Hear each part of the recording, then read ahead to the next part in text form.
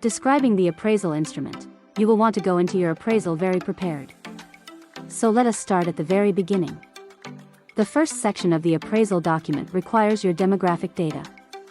So here you will state your name, sex, name of school, region, and parish.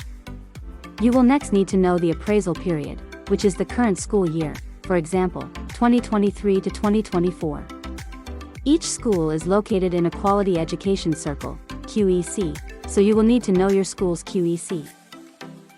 You may know your taxpayer registration number, TRN, in your head, but you need to have a copy on hand and also evidence of your educational qualifications. Your qualifications, etc., should be scanned so that they can be later added to your portfolio. You will be asked about your teaching area, whether it be primary, secondary, or early childhood, as well as the subjects and grade taught. Ensure you have a completed cover letter and curriculum vitae as well as a professional headshot. The next page you will go to is Guiding Principle 1. GP1. As was mentioned earlier, GP1 wants to know that the teacher knows the subject that he or she teaches. For the beginning teacher, this section is marked out of 23. So to be exemplary in this section, you must score 90% to 100%. Please note, you have to score the maximum in each section. It is not a cumulative score. 1.1 requires you to know the subject content. However, remember that the appraisal is evidence-based. So here your college degree comes in handy. But that is not all. This section is marked out of 7. So having your college degree is not enough. The JTC puts on induction training for new teachers and certifies them. Ensure that you take these additional courses and have your certificate as well as evidence that you have translated this new knowledge into the school or classroom during the year. 1.2 requires you to be able to relate concepts to other areas. Your lesson plans come in handy here. We do not teach in a vacuum, so in your lesson plans, ensure that you mention how the topic you are teaching relates to other subjects in the curriculum.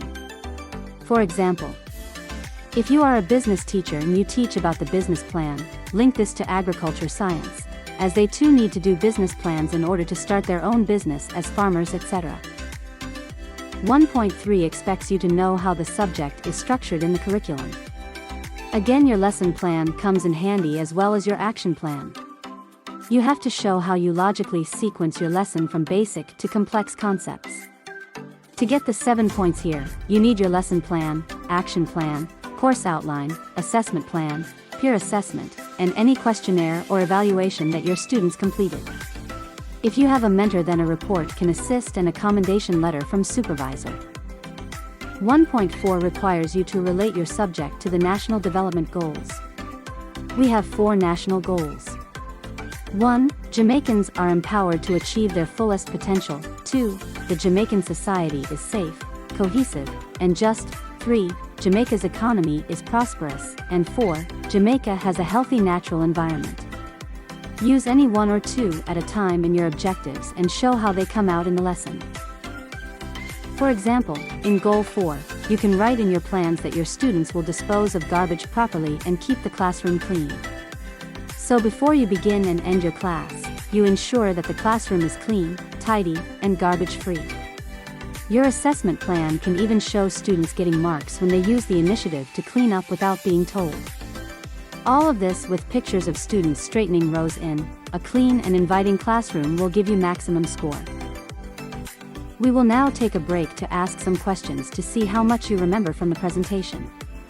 Take a moment to think of the responses, then tune in later for part 2.